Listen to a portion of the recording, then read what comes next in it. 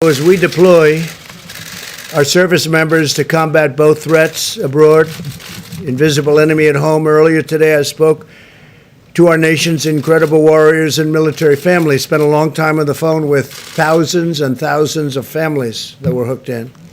In order to stop the spread of the virus, some of these families have delayed planned moves to their next duty station.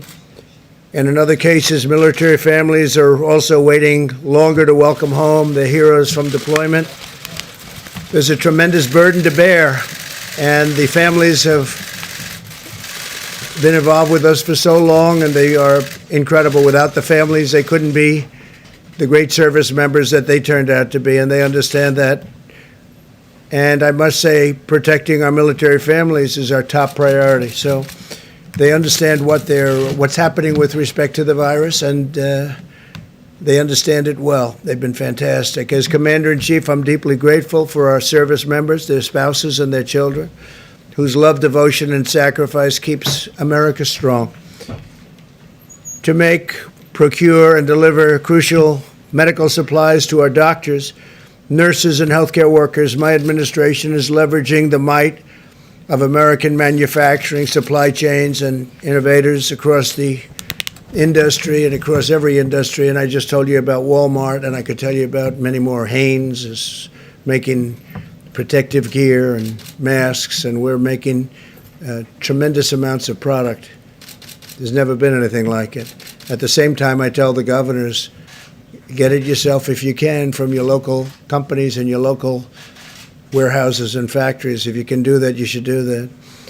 Because of the actions that we've taken under the Defense Production Act, manufacturers and suppliers are sharing with FEMA and HHS their planned orders and allocations to states and to hospitals all over the region. This enables FEMA and HHS to work closely with states, local governments, and private sector to allocate critical resources to highly impacted areas. Working together, we're entirely focused on getting materials to the right place at the right time. So we wanted to go directly to a hospital or directly to a certain state location, and ideally not even hit the state's warehouses. If we can avoid the warehouses, it's even better because they go directly into a hospital. And one example of that is Ohio, the great state of Ohio. Senator Rob Portman called today, and he asked for some help and got us, did a tremendous job, along with Mike DeWine, the great governor of Ohio, to facilitate a donation of 2.2 million gowns. 2.2 million gowns. Think of what that is, 2.2 million, to the Strategic National Stockpile from Ohio-based Cardinal Health. Cardinal Health, we appreciate it, and they're making much more than that and different types of things. We're profoundly grateful for their contribution to protect the lives and safety of our healthcare professionals. Cardinal's been working with us very well. FEMA and HHS formed a historic partnership with the private sector called Project Airbridge to bring supplies from other countries to the United States, including gloves, gowns, goggles, and masks. These supplies will soon be distributed around the country. We have large cargo planes coming in from various parts of the world. Every day, new plane loads are landing in cities such as New York, Miami, Chicago, Los Angeles. Additional flights have been scheduled, and we're adding more and more. And they're actually coming in ahead of schedule. A lot of these flights are coming in with a lot of material ahead of schedule. The amount of usage, the amount of need is something that nobody's ever seen before. We are getting so much, but no matter how much we get, they seem to use it up very quickly. More than 17,000 National Guard personnel have now been activated all across our country. On Tuesday, the Vice President sent a letter to the governors calling on them to have plans in place to use the National Guard to move medical supplies from warehouses to hospitals. So a lot of times we'll deliver supplies to a warehouse in a state, someplace in New York or in New Jersey or in Connecticut or wherever it may be, and they're having difficulty getting it moved. So what we're doing, if we don't bring it directly to the hospital, is we've authorized, it was a special authorization, the National Guard to go into that facility and to move it for the state. So the National Guard is moving a lot of this equipment and medical supplies into a hospital or into an area where it's needed by the state. As I said yesterday, difficult days are ahead for our nation. We're going to have a couple of weeks, starting pretty much now, but especially a few days from now, that are going to be horrific. But even in the most challenging of times, Americans do not despair. We do not give in to fear. We pull together, we persevere, and we overcome, and we win. This week, every American heart is joined with the people of New York as they continue to bear the brunt of the pandemic. To every New Yorker, please know that we are by your side. I love New York. And every day we will be with you. And it could very well be that others take over from New York. There are some areas, some hot spots in other states that are really exploding. Some, like Louisiana, were very late, and then all of a sudden it was like an explosion. In confronting this deadly plague, America is armed with capabilities never dreamed of in past centuries. You look at 1917, the pandemic, it was something, ravaged parts of this country, but ravaged Europe, ravaged. They say 75 to 100 million. Some people say 50 to 75 million. People died. Think of that. And that was a long time ago, over 100 years ago. Very, very, many books written about the 1917, 1918 pandemic. Our doctors are poring over the virus genetic code, designing potential therapies and vaccines. Our planes are airlifting supplies from every corner of the earth. We're watching other countries, and they're watching us to see whether or not and who's going to be the first to come up with a cure or a remedy of some kind, or even a help, if it can help. And, of course, a vaccine. We're looking very strongly for a vaccine. Johnson & Johnson is doing well, and other companies are doing very well. But our most powerful asset, our greatest weapon in this effort, is the spirit of our people. And we want to keep away, keep a distance, keep away. If you don't get it, that solves a lot of problems. If you don't get it, and you can't get it if you keep the distance. American spirit is unyielding, unwavering, and unbreakable. It's incredible. I've never seen anything like it, the way the people have pulled together, the unity of this country. So together we're going to win this war, and the sooner we do, the sooner we can begin to rebuild, and we're ready to rebound and return to normal lives. We went from the best economy in the history of the world, the best economy that this country has ever seen, the best employment numbers we've ever had, 160 million people working, almost 160 million, to a point where the professionals came to me and they say, "Sir, you're going to have to shut the country down." I said, "What does that mean?" They said, "Sir, you're going to have to shut it down. And we're going to build it up, and I think we're going to build it up fast. I think we're going to have a tremendous rebound. There's a great energy and a great pent-up demand. And as you know, Phase 3 was terrific, and Phase 4, what passed in Congress, and Phase 4, if that happens, will be great. I already proposed paying almost zero interest on bonds, and I proposed a $2 trillion infrastructure plan, which would not only fix our roads and highways and bridges and tunnels and other things, but will also do something very good. It's called jobs.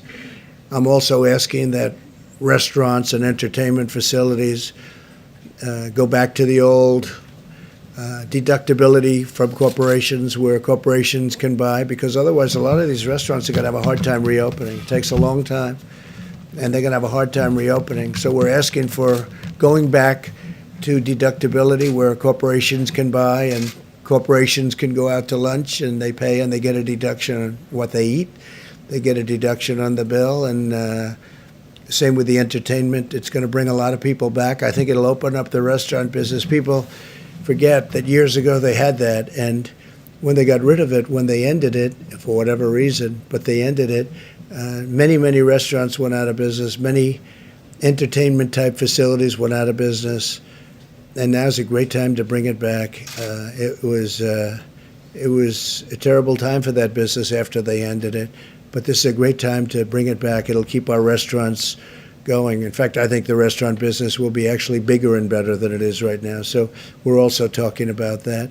And now what we'll do is we'll take some questions, and I see Mike is back with some of the folks. That's great, Dr. Fauci. And we will, how are you? Thank you, Deborah.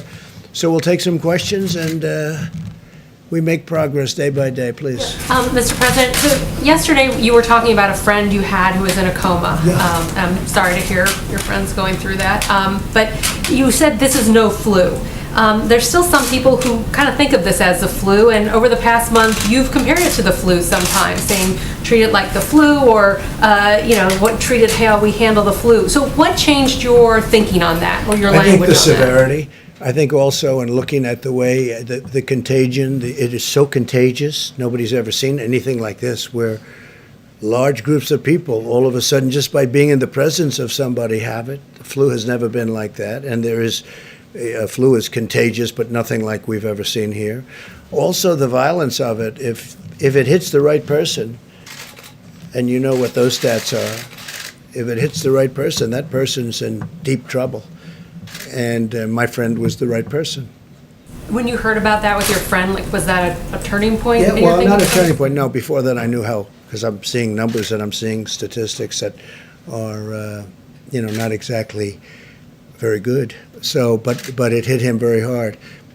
He's strong, a very strong kind of a guy, but he's older, he's heavier, and he's sort of central casting for what we're talking about, and it hit him very hard. I've never seen anything like it. Yeah, John? Mr. President, and maybe this question is well for Dr. Birx or Dr. Fauci.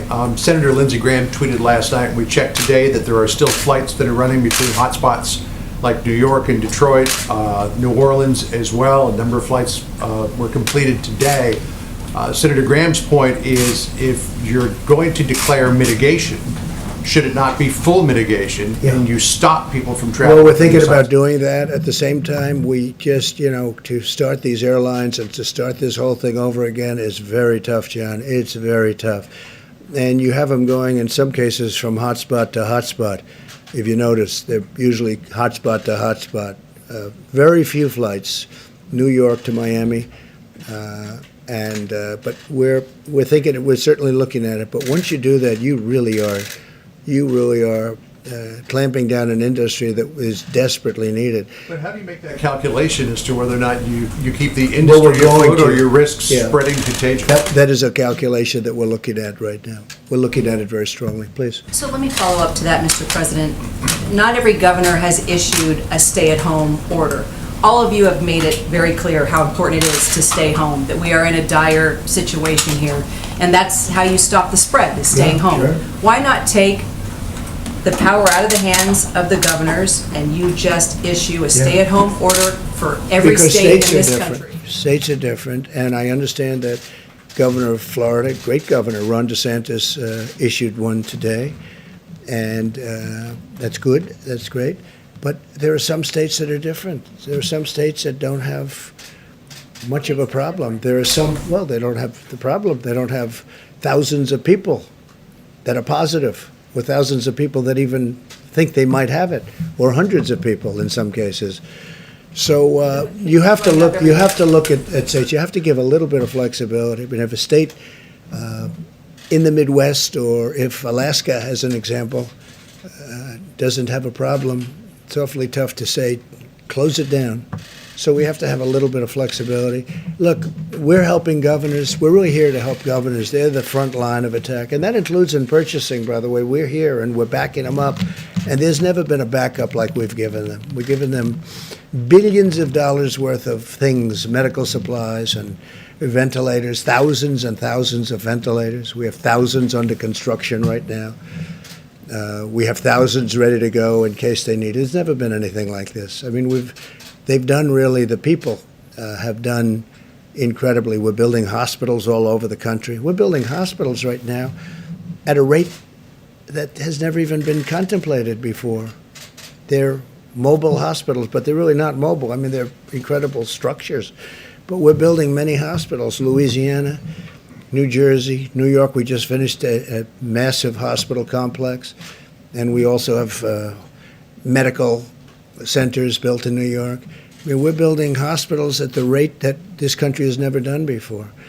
And hopefully it's all going to work out. Follow up on defense, sir. Please go ahead. Yes, Mr. President, I just want to make sure we're clear. On the planes, are you looking at just curtailing routes between certain hotspots, or is it broadly? Well, we're looking at the whole thing because we're getting into a position now where we want to do that. We have to do that. And so we're looking at the whole thing. Yes. So, and we may have some recommendations. Second question on economics. Just with oil prices are very low. Yeah. The Saudis have increased production. I know that you've spoken about liking low oil prices, but then there's also the industry aspect. Like from 1950, these oil prices. So And that's when they had big dollars, big, beautiful dollars. So do you advocate cuts? Do you advocate cuts to production? Do you? Well, look, we have a great oil industry, and the oil industry is being ravaged. And as you know, Russia, and I spoke to President Putin, we had a great call. Russia, Saudi Arabia, I spoke with the Crown Prince, so we had a great call. But I think that they will work it out over the next few days. If you ask me, I think it's too simple not to be able to. They both know what they have to do. So I think I have confidence in both that they'll be able to work it out. But it has ravaged an industry worldwide, not here. I mean, worldwide, the oil industry has been ravaged. So there was a lot of oil production to start off with, and then on top of it, it got hit with the virus, and business went down 35, 40%. So that business is a tough one. And, you know, they have ships all over the sea. I told you yesterday, all over the sea, massive tankers that they're using for storage. They go out and they just sit there. There's no place to go. They have massive amounts. Now, gasoline is going to be 99 cents a gallon and less. You know that. That's already starting. It's popping up, 99 cents. So that's like giving a massive tax cut to people of our country. When we try and get the airlines going, if fuel is costing much less, it helps with getting the airlines, which is always a tough business, always has been a tough business. But with that being said, look, I want to get that industry back where it was. We were doing records in that industry also. We want to get it back to where it was. So I think that Saudi Arabia, Russia, they're negotiating, they're talking, and I think they'll come up with something. I'm going to meet with the oil companies on Friday. I'm going to meet with independent oil producers also on Friday or Saturday, maybe Sunday. But we're having a lot of meetings on it. I think I know what to do to solve it. But if they're unable to solve it, then I think I know what to do to solve it. Or can you give us a glimpse? We of won't what you're mention doing? it now, but it's tough. I think I know what to do to solve it. We don't want to lose our great oil companies. You know, we're the number one producer of oil in the world. And a month ago when you said that, it was great. Today when you say it, it's not so meaningful. But I do believe there's a way that can be solved, or pretty well solved, and I'd rather not do that. I think that Russia and Saudi Arabia at some point are going to make a deal in the not-too-distant future, because it's very bad for Russia. It's very bad for Saudi Arabia. It's very bad. I mean, it's bad for both, so I think they're going to make a deal. You know, the free market is a wonderful thing. It's amazing how it can work, but I think they're going to make a deal, yeah. Yeah, please, with that. Mr. President, a couple of questions, one for you, one for Mr. Wolf, if possible. Over 5 million immigrants in this country do pay taxes through their IT numbers, yet they will not receive any money in their stimulus package, and no undocumented immigrant will receive any aid from the government during this crisis. How do you suppose they survive during the COVID-19? Well, you know, you're saying undocumented, meaning they came in illegally. And a lot of people would say we have a lot of citizens right now that won't be working. So what are you going to do? It's a tough thing. It's a very sad question, I must be honest with you. But they came in illegally. And we have a lot of people that are citizens of our country that won't be able to have jobs. Now, I do think once we get rid of the virus, I think we're going to have a boom economy. I think it's going to go up rather quickly, maybe very quickly, and maybe slowly. But it's going to go up, and it'll all come back. And I think it's actually going to come back stronger than what it was because of the stimulus. But it's a really sad situation, and we are working on it. I will tell you, I'm not going to give you a hard and fast answer because I just want to tell you it's something I think about, and it's something we're working on. Please. Mr. Wolf? Go ahead. Thanks, Mr. President. Question for Dr. Fauci.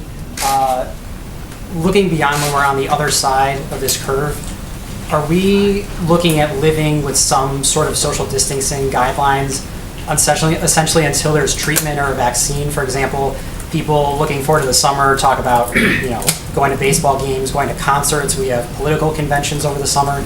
Are things like that possible or safe without a vaccine or a treatment in place? Yeah, I think if we get to the part of the curve that Dr. Burke showed yesterday, when it goes down to essentially no new cases, no deaths at a period of time, I think it makes sense that you're going to have to relax social distancing. The one thing we hopefully would have in place, and I believe we will have in place, is a much more robust system to be able to identify someone who's infected, isolate them, and then do contact tracing. Because if you have a really good program of containment that prevents you from ever having to get into mitigation, we're in mitigation right now. That's what the social and physical distancing is. The ultimate solution to a virus that might keep coming back would be a vaccine. In fact, I was on the weekly conference call with the WHO-sponsored group of all the health leaders in the world who are dealing with this. And we all came to the agreement that we may have cycling with another season. We'll be much better prepared. We likely will have interventions. But the ultimate game changer in this will be a vaccine, the same way a vaccine for other diseases that were scourges in the past that now we don't even worry about. And Tony, how are they doing with the vaccine stuff? I mean, the vaccine is, as I said, it's on target. We're still in phase 1. There were 3 doses that we had to test. We've been through the first 2 doses. We're on the highest dose now. When we get that data, it'll take a few months to get the data to feel confident to go to the phase 2. And then a few months from now, we'll be in phase 2. And I think we're right on target for the year to a year and a half. And if you don't mind me asking, you and Dr. Birx, have either of you received threats of any kind, or have you been given a security detail, given that you've been out here every day on camera speaking? Well, I mean, anything that has to do with security detail, I'd have to have you refer that question to the Inspector General of HHS rather than my answer that. Can I follow up on testing? He doesn't Dr. need Fauci? security. Everybody loves him. Can I follow up on testing, Besides that, Dr. they'd be in Fauci? big trouble if they ever attack. He was a great basketball player. Did anybody know that? He was a little on the short side for the NBA, but he was talented. He won a game. I read the story. He won a game that was unwinnable against a great team. And his whole team said, we can't beat this team. And he went in and they won the game, right? That was a couple of years ago. But a few years ago. The head never changes. The attitude never changes. Could I ask Dr. Fauci? Yes, please. I know he loves being up behind the podium. He so does. much. Like pulling teeth, like going to the dentist. I don't want to hit you with everything that's coming along, but a lot of people who are watching television today heard from a researcher named Dr. Jacob Granville, who's come up with a potential antibody therapy that he has given to USAMRIID. Just wanted to know if you know anything about this, what you might be able to tell people at home about it who have seen it. You know, John, I don't know specifically this individual, what they're doing, but I can tell you there's a lot of activity that is centered around a passive transfer of antibodies in the form of convalescent plasma, one. The number is to get immune globulin that you precipitate out of the plasma, and another is monoclonal antibody. It's based on the same principle of if you have a protective antibody, passive transfer of that could provide not only protection prophylactically, but also treatment. This is an old concept. In fact, immunology was born decades and decades and decades ago with the concept of giving passive transfer of serum to an individual to protect them from an infection. So I wouldn't be surprised if he and a number of other people are pursuing this. It's the right thing to do. Can I follow up on antibody testing, please, Dr. Fauci? At what point can we as a country expect there to be a widespread antibody testing so we know exactly what we're dealing with here, as well as other questions such as, when can people who are deemed to be healthy donate blood, for example? Okay, so when you talk about antibody testing, there are a couple of things that you want to do. You want to find out if someone has been infected and whether or not they're going to ultimately wind up being protected. Antibody testing right now is not the first thing on our priority. It's something that we need to do, is testing to see if someone is infected. It is very important ultimately to be able to get a feel for what the penetrance of the infection was in society for a number of reasons.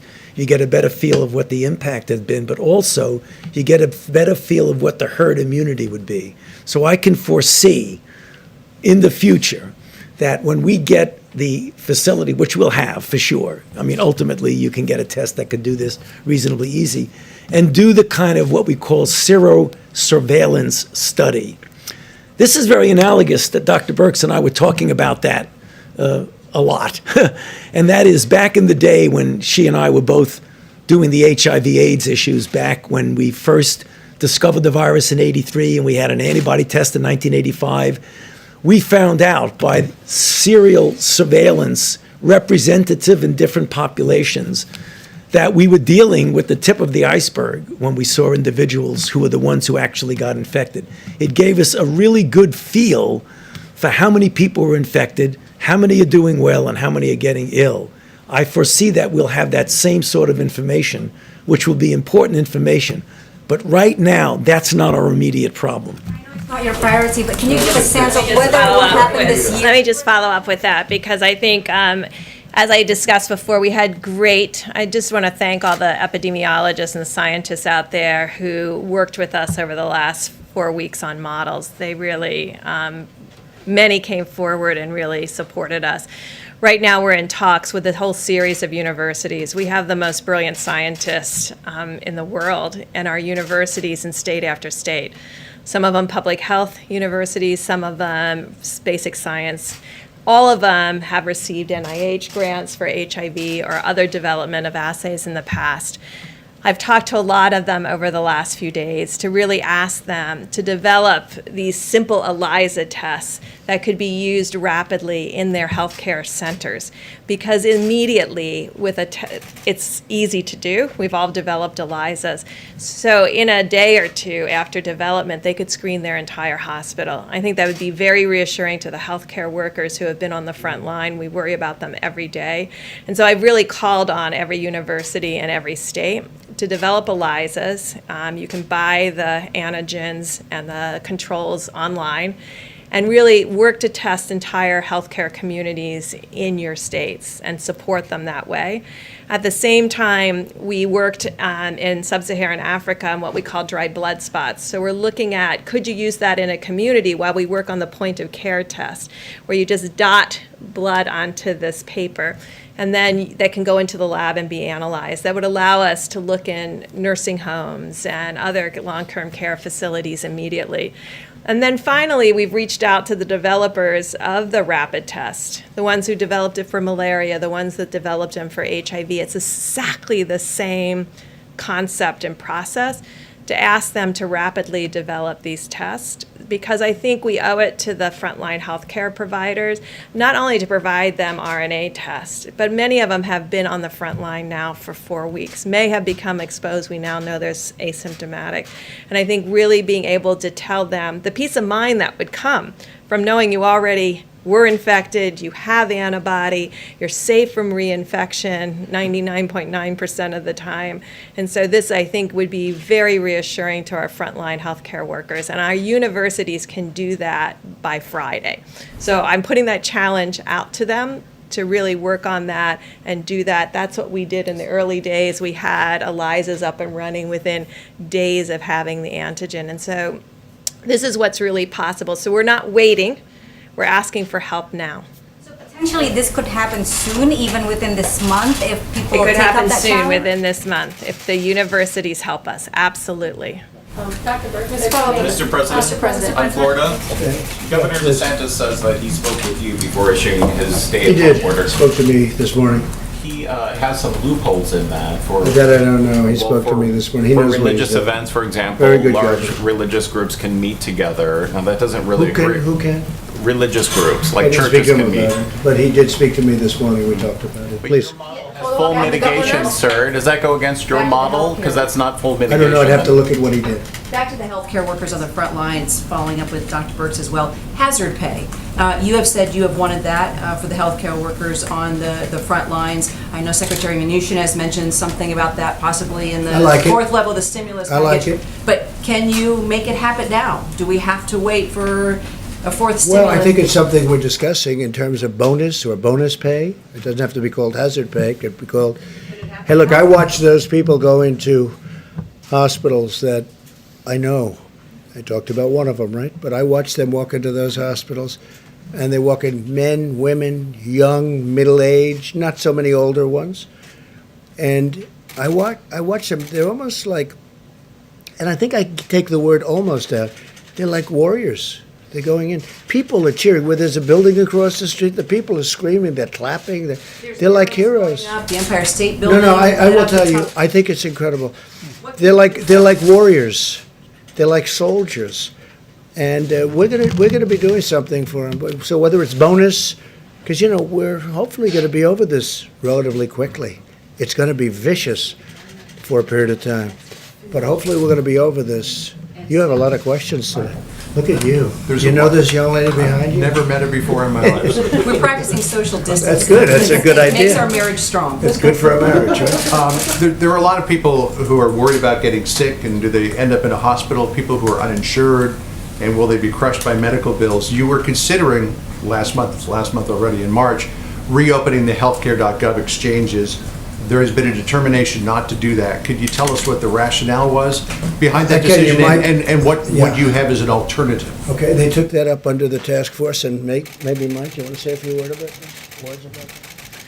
that? Well, thank you, Mr. President. And what I can tell you is that the President has made a priority from the outset of our task force work, make sure every American knows that they can have a coronavirus and they don't have to worry about the cost.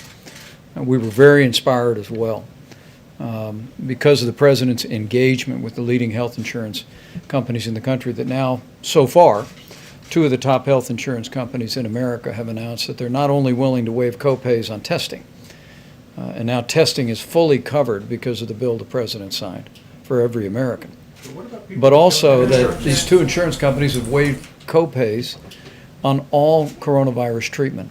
And I can assure you that as Congress and the President and the administration begin to discuss the next piece of legislation, we're going to make sure that Americans have those costs compensated and covered. Our priority right now is ensuring that every American takes the 30 days to slow the spread to heart. The best thing we can do for one another, for our family's health, for the most vulnerable among us, is practice those mitigation strategies that the President outlined yesterday for the next 30 days. We're dealing with testing to make sure that every American can have a test that needs one. We're dealing with supplies, and we're making great progress in building personal protective equipment and ensuring that ventilators are available, particularly for the communities most impacted. But the American people can be confident that as we move into this, we're going to make sure that our healthcare workers are properly compensated for their extraordinary and courageous work. And we'll make sure that the financial burden on those who end up contracting the coronavirus and dealing with its most serious symptoms also can deal with those issues and deal with those costs. Understood, Mr. Vice President, but there will be people who don't have insurance who get sick before any of these mitigation efforts are put into place. And without opening the healthcare exchanges, where can they find insurance? People who aren't insured by these companies that are covering the cost of the copay, where can people go now to get health insurance if they get sick, before they get sick? Well, all across America, we have Medicaid for underprivileged Americans. And at the President's direction, the Center for Medicaid and Medicare Services has given unprecedented waivers for states to expand coverage for coronavirus testing and treatment. We've also extended waivers for Medicare administration to make sure that people have access to that coverage. But we're going to continue to bring opportunities to the president. The traditional systems of Medicaid in particular for the uninsured in America. Could you expand that to cover middle class people? Well, I think what we're seeing health insurance companies do today, John, is really inspiring. I mean, one of the things I'm sorry one to of the belabor things a that's point, but that's for characterized people the president's approach here. That's for people who already have insurance. Well, one of the things that has animated and characterized the president's approach is the way he's engaged American businesses to step up and do their part. And as the president said many times, we're inspired by the spirit of American businesses. I was at a distribution center for Walmart today in Southern Virginia, and I saw the way this company that literally has already hired thousands of people. These workers are coming to work, the truck drivers are coming to work, farmers are working in the field. Grocery stores made a commitment to the president a month ago that no grocery store in America would close down. The food supply is strong. We're getting food on the table of every American. But it's because the president went to these leaders and said, we need you to step up and do your part.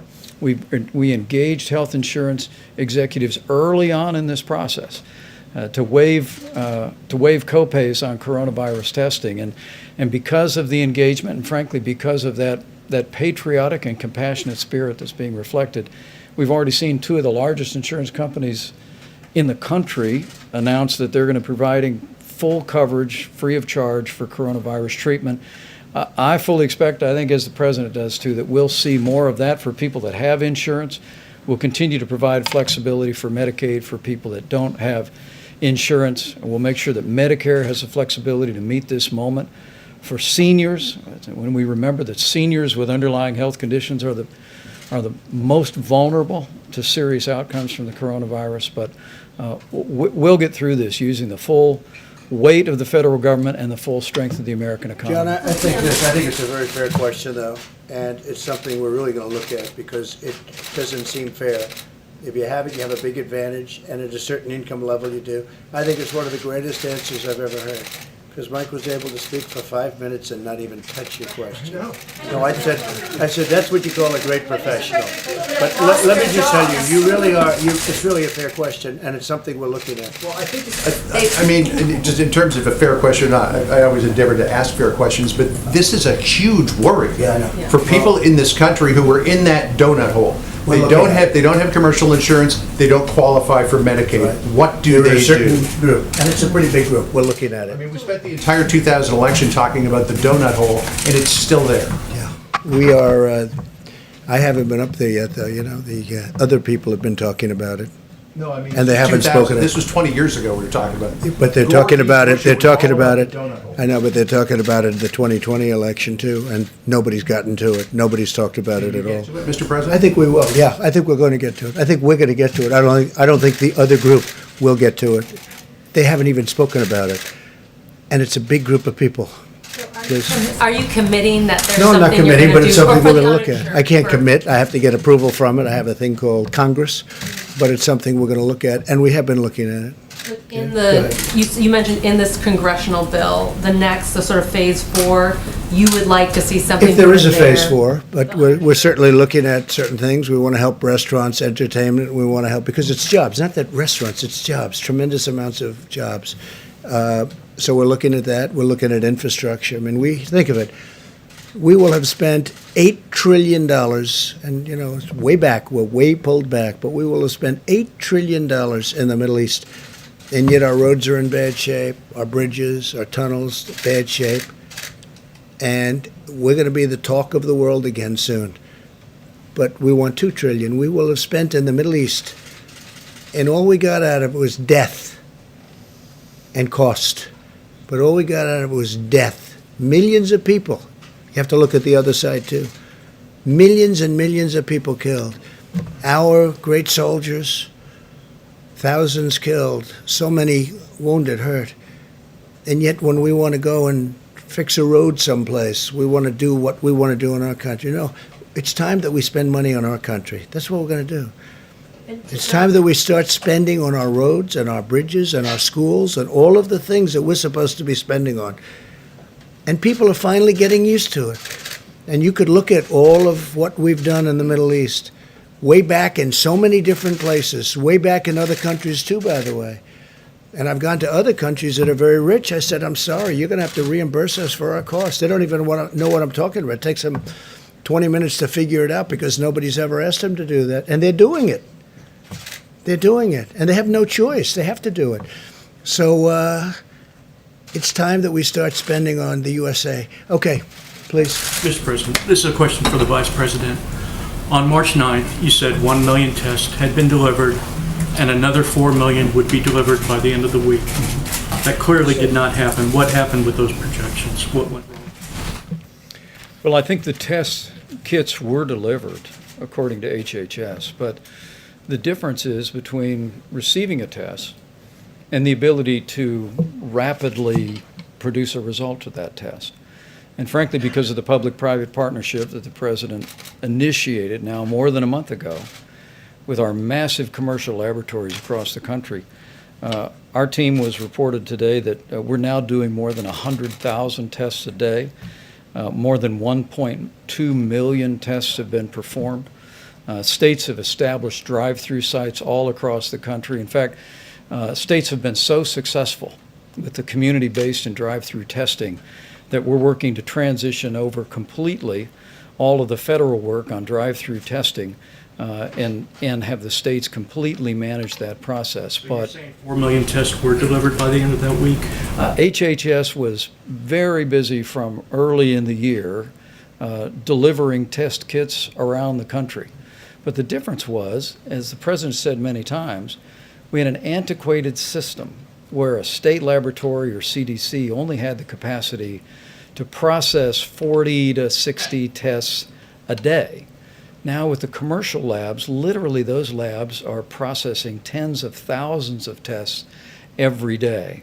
And so while we're continuing to distribute test kits around the country, now because of the partnership with companies like Roche and Quest and LabCorp, the American people are seeing the results of those tests more rapidly than at any point in the past, and we expect that will continue to expand. But the exciting news this weekend about Abbott Laboratories having a 15-minute test approved is going to put us in a position, we believe, down the road to get to where Dr. Fauci and Dr. Birx want us to be for many of the states that don't yet have significant outbreak. There's some 19 states where we don't have significant outbreak, but we want to be doing the kind of surveillance testing in those states that will allow us to, early on, to identify people with the coronavirus, do what the experts call contact tracing, and ensure that in that state we don't have an outbreak of the coronavirus. So, in many countries all over the world, want to know whether or not they can use, especially our new test that was just developed by Abbott, which is almost instantaneous, which is going to be great. And remember this: we inherited. The word is we inherited bad tests. We really inherited bad tests. These are horrible tests, and it was broken. It was all broken, and we fixed it. And we're doing millions of tests. Sometimes we send out a test and it's not used. In many cases, it wasn't used. But we've worked with the states, and the testing has been pretty amazing, especially considering the fact that we inherited a very broken system. Jeff? Mr. President, just to follow up on something you said before, are you considering a temporary ban on all domestic flights? I am looking at hotspots. I am looking where flights are going into hotspots. Some of those flights I didn't like from the beginning, but closing up every single flight on every single airline, that's a very, very, very rough decision. But we are thinking about hotspots where you go from spot to spot, both hot, and we'll let you know fairly soon. And what about rail travel? A similar thing. We have trains going back and forth, and people don't think of trains, but we do a lot of transportation business. It's a very big decision to do that. And we're pretty late in the process from the standpoint that this is starting. You're going to start seeing, I think, over the next couple of weeks, you're going to start to see us hit a top and start coming down. So we'll make those decisions. Those are very, very big decisions from the standpoint of the future of our country, in a way, in the future of our country. We have to get our country back. We have to start moving again. We have to start working again. They're doing tests on airlines, very strong tests for getting on, getting off. They're doing tests on trains, getting on, getting off. But when you start closing up entire transportation systems and then opening them up, that's a very tough thing to do. There continues to be a lot of public confusion about the use of masks. What is the The White reuse. I love the sterilization of the masks. So, Ohio company, you can sterilize the N95. You can sterilize that mask for up to 20 times. Think of that, up to 20 times. We're throwing them out. And they're very expensive masks. They're throwing them out. And I kept saying, one of the first questions I asked to Dr. Fauci, I said, why aren't they sterilizing or cleaning the mask? Because I didn't, was it my thing exactly when we first heard about this? Nobody else knew it either. And now we have a company, and I guess a number of companies, one in Ohio, a great one, that makes equipment where you can sterilize a mask up to 20 times, which is fantastic. What Okay. about you or me? What about the public? Should we be wearing masks out? We've heard lots of different recommendations. I don't believe, look, there's a big thing, a lot of people don't like it. Some people don't like it because you're taking it away from the medical professionals. Some people don't like it for other reasons. I don't see where it hurts.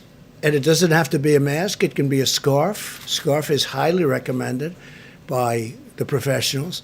I don't see where it hurts. I think, frankly, if people wanted to do it, we don't want to do anything that's going to take masks. You're talking about a tremendous amount of masks when you do that. We don't want to take them away from our medical professionals, but I certainly don't see it hurting. But what I do see people doing now is using scarves. And I think in a certain way, depending on the fabric, I think in a certain way a scarf is better. It's actually better. Mr. President. Yeah, please, you didn't get it. Go ahead. Thank you, Mr. President. I wanted to ask you about social distancing and how it applies to religious organizations. Yeah. Some churches, as you know, have continued to hold services, even though you have advised people that they need to practice social distancing. There was a pastor of a mega church in Florida over the weekend who held services that were attended by several hundred people. So my question to you is, should pastors be holding services in the middle of this pandemic? And even if they do, should Americans be going to church? Well, my biggest disappointment is that churches can't meet in a time of need. This is really a great time for churches to be together, for people to get together on a Sunday or whenever, any day, and meet. And yet, if you do that, if you do it close, you're really giving this invisible enemy a very big advantage. So it's the biggest, I think the single biggest disappointment is one of the reasons I said, wouldn't it be great just to pick a date as, I called it aspirational. An aspirational date would be Easter. And I will tell you, it's very, very disappointing. But again, you get too close, and if somebody's sick, you're going to probably catch it. So you have to be very careful. Yeah, just real quickly, Joe Biden's campaign came out with a statement today saying that Biden would be. Did he write the statement, or did some PR person write As it? far as I know, the campaign was wide awake, sir, and they sent out a statement that For Joe change. Biden would be open to having a phone call with you to talk about the coronavirus That's pandemic. okay, sure. Would you take his call? Would Oh, you? absolutely. You would talk to him about I'd love it. to speak to him, sure. He should be Work able together. to. I always found him to be a nice guy. I don't know him very well, frankly, but I think he's probably a nice guy. No, if he'd like to call, I'd absolutely take his call. Okay? You could tell him. All right? But you have talked about the failings of the Obama administration in leaving you with empty shelves and no plans. Well, They have and said no you got- ammunition, They have and said you maybe got no rid of the ammunition. pandemic office and the National Security Council. We didn't do that. That turned out to be a false story. Now you're starting to go, what, are you working for CNN? I'm pointing out what they have said and what you have Good said. you were That's with all. Fox. But Fox isn't so easy either. Don't kid yourself. President, this is not Hey, look, John, let me tell you something. You know that's a false story. What you just said is a false story. This doctor knows it better than anybody. No, but you shouldn't be repeating a story that you know is false. All right, who's next? Please, go ahead. In the back, you didn't get it. Talk about Iran, and Iran is struggling with the virus. It's very and sad what's happening in a Iran. broken economy. Under which conditions would you consider suspending, U.S. sanctions? Well, look, we have to talk to them. I think we could work out a deal with Iran very quickly. All they have to do is call. I just think that, they're proud people, and the leadership is proud. They're proud, like all of us. We're proud. You people are proud. They're having a hard time picking up the phone, or they're having a hard time setting up the meeting. But, they could fix their country pretty easily. And we don't want hostility. But if they are hostile to us, they're going to regret it like they've never regretted anything before, as per today's statement. But all they have to do is call or have somebody call. You know, there are channels where we can deal very easily. Again, I think that John Kerry did a tremendous disservice. I think he violated the Logan Act 100%. That's what I think. And I think it made it tough for them because they were dealing with him for years. It was a terrible deal. All of that money, $150 billion plus cash, plane loads of cash for a deal that was no good and was short term. Essentially, it was a short term deal. Who makes a deal for that kind of money and $1.8 billion in cash? I don't even know what that would look like. That would be, this room would have to be filled up 5 times with $100 bills, okay? Who makes a deal like this? And then on top of it, the deal's no good. All right, how about 1 or 2 more? Mr. President, Seattle police have reported a surge in calls about domestic violence. A number of groups have raised concerns. About Mexican violence? Domestic violence. A number of groups have raised concerns that the longer people are stuck at home, the more domestic violence cases there are going to be. Do you share those concerns, and what is being done to make sure? It's another cost of not getting our country working. I mean, some people are getting along great. I've also had the exact opposite question. Families are coming together. They're actually coming together. They haven't talked for a long time, and now all of a sudden they're talking again. They're loving each other. So I've heard that too. But I also have heard domestic violence, much, at a higher level. And drug use, because of, in this case, they'd lose their jobs. They had a great job, they had a great life, they have a great family. All of a sudden, a husband's told that he doesn't have a job anymore and he's got no money. And that brings drugs into it, that brings suicide into it. It's a terrible thing. We have to get our country going again. We did the right thing. We had no choice. We did the right thing. Other countries tried to use the herd mentality. It's just, something that doesn't work. If you look at, just to say, I heard Sweden gave it a shot and they saw things that were really frightening and they went immediately to shutting down the country. We did the right thing and we did it early. And we stopped other people from coming into our country early. But no, that's a cost. I've been talking about that. People say, what are you talking about? But you'll have that, you'll have domestic violence, you'll have violence, you'll have suicide, you'll have drug addiction. A lot of people are going to be lost. We want to get this open as soon as we can. I'll be the happiest person, so will you, everyone in this room. Happy when we get the word that this is the time and we have our common sense and they'll give me a decision or they'll be making certain statements, and I think I'll know how to interpret those statements very well. I'll be with Mike, I'll be with the task force, I'll be with a lot of very talented people, including the 2 people on stage with us. But I look forward. That'll be a great day. All right, how about 1 more, please? Can I ask a question of Mr. Wolf? Can I ask a question for Sure. Secretary Wolf? Check. What is the current contingency plan in ICE detention centers where cases of COVID-19 are already popping up? Some people have been released. Is there a contingency plan, and would you release the most vulnerable people like children and the elder? Well, ICE looks at, on a case-by-case basis, even well before COVID, on looking at certain detention facilities and determining on a case-by-case basis if they do need to release individuals. And when we do that, we often put them on alternatives to detention as well. In the case of COVID, we're looking at vulnerable populations, and again, ICE is doing that in conjunction with CDC and other medical professionals. And in some cases, we do need to do that for the health and safety and the well-being of those detainees. But again, that's a case-by-case basis. We're not going to make any blanket statement that we're going to release individuals of whole groups at a time. So it's really important, and I've said it twice now, it's really a case-by-case basis, determining the health of that particular population or detainee, the facility they're in. Different facilities have different capabilities, whether it's an ICE-owned facility or it's a contractor-owned facility. And so we're certainly doing that. We're doing that today. We've been doing that for the past several weeks. Did you say how many have been released? While you're up, could you talk about how tight that southern border is right now? Absolutely. We continue to build miles of the wall every day. We're up to over 150, I believe. We're continuing to build new miles of wall. And a lot of folks ask about replacement wall or new miles. And it's a new capability on our southwest border that we haven't had before.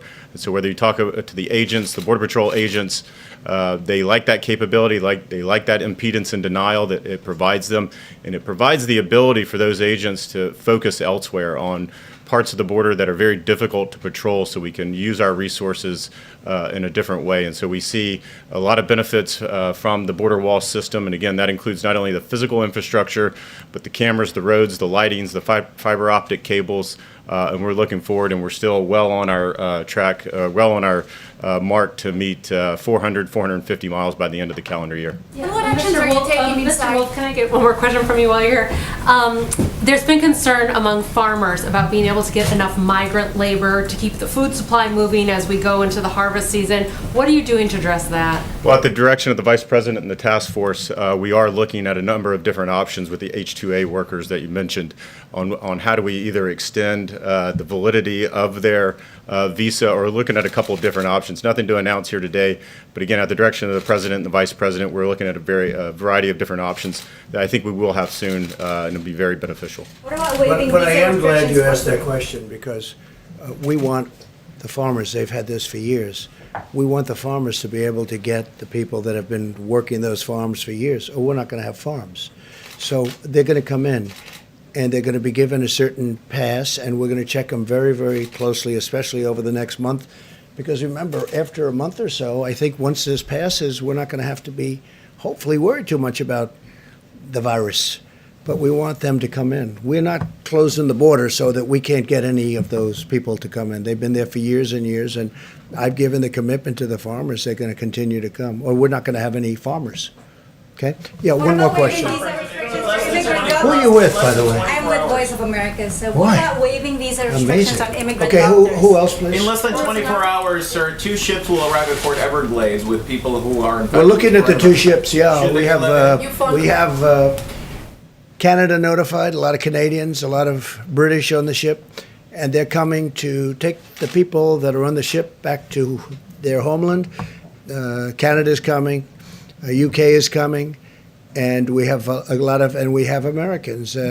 We have some people that are quite sick, and we're taking care of that. I'm speaking with the governor about that a lot, and it's a tough situation.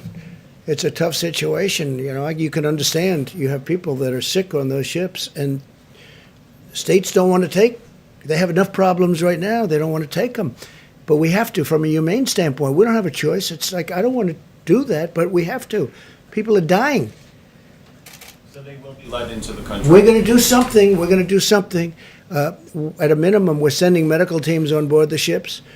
We're taking the Canadians off and giving them to Canadian authorities. They're going to bring them back home. The same thing with the UK.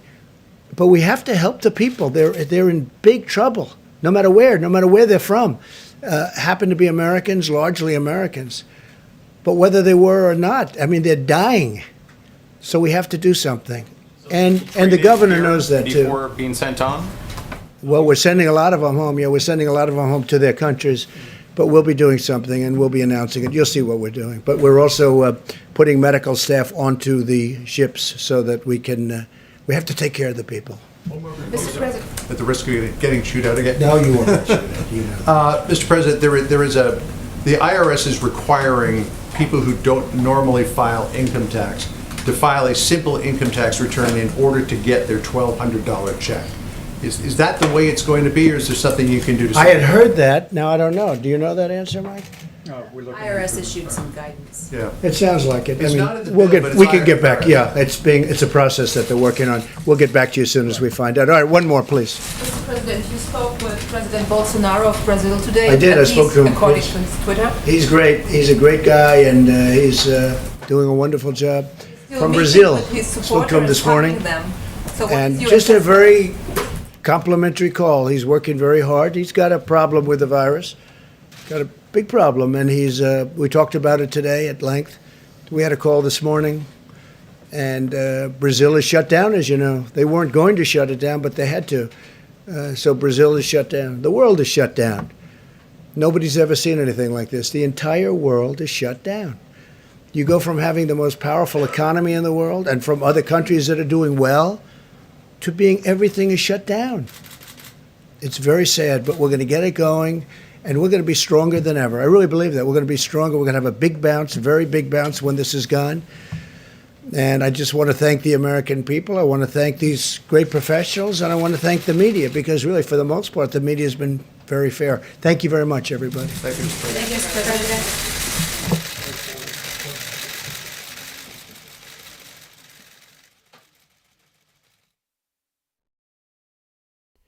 All right, folks, thank you so much for joining us and choosing us as your stream of choice. This was an awesome press briefing.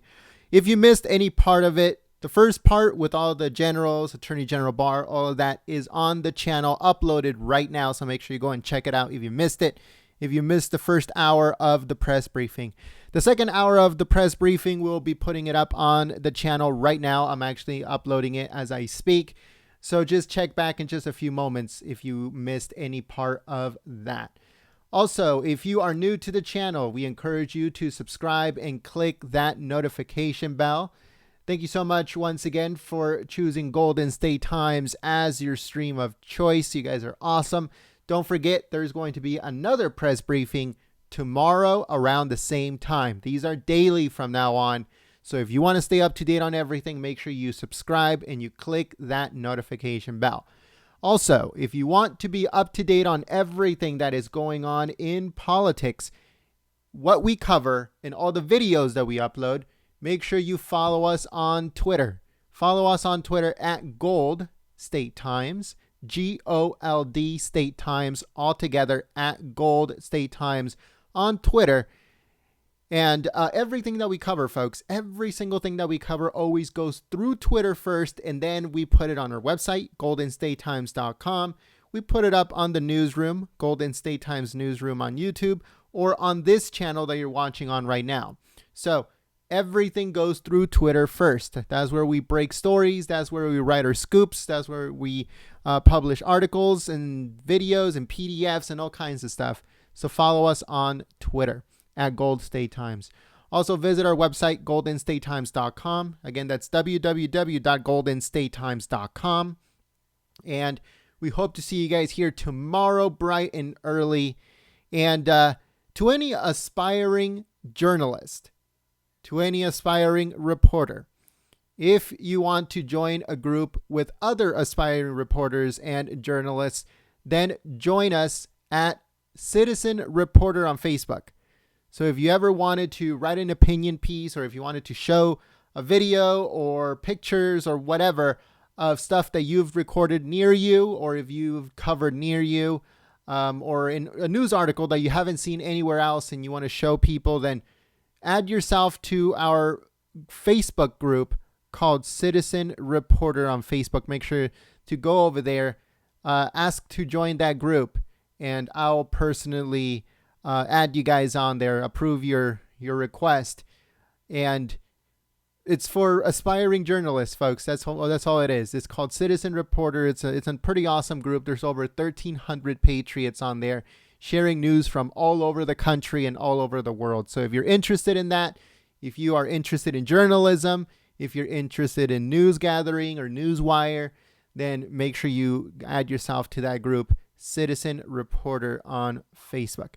Thank you so much, folks, and we will see you very soon. Before I forget and I turn off the live stream, thank you so much to the moderators for keeping the chat clean and enjoyable for everyone. You guys do an amazing job. Also, thank you so much to everyone that supported us through Super Chat and supported us through membership.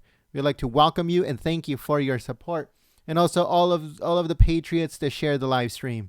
Thank you so much for your help too. You guys keep us alive here on YouTube in the middle of so much censorship going on our channel only. Only us. Nobody else is censored except us. So thank you so much for your help and keeping us going and helping us continue operation. Have a good night, folks, and we'll see you tomorrow for another press briefing.